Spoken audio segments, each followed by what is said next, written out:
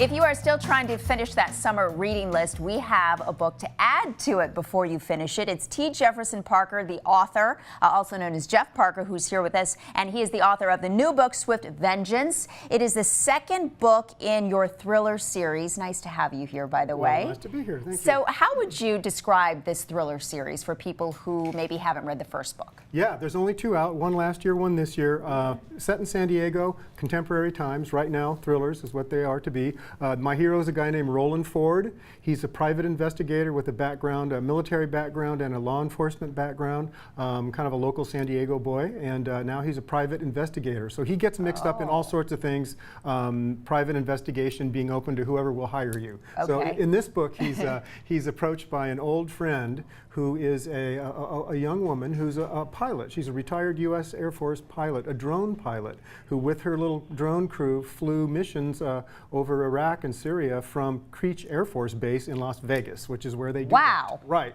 She comes to Roland with a terrible, threatening letter written to her anonymously that looks dangerous and is, and he takes it upon himself to try to protect her from this death threat that she gets. So as you're describing this, I'm seeing the movie play out in my head, okay? I'm sure you're seeing it too. Where do you get the inspiration for what you write?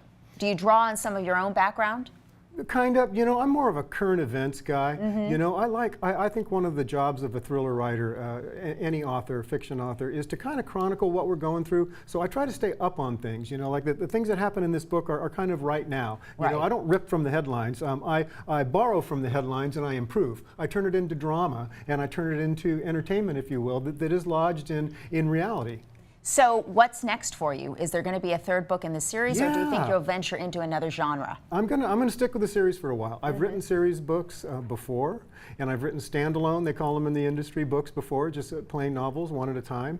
I've done both. I enjoy both, but I want to stick with the series for a while because I'm liking the kind of action fun of it. You know, Roland is a physical guy, and he's a smart guy, and the bad guys are always trying to put something over on him. So he's got to swim through the untruths to get to the truths, and then figure out what the right thing to do is. And like all PIs, you know, he can't call for backup. Because he's just one guy, and I like that. Well, so as you've developed this character, obviously with two books, do you see maybe a movie in the future, or perhaps an actor that now you visualize in that role that you've created? Oh gosh, I don't know. There's so many good actors out there. You know, there's so many young good actors, and they're.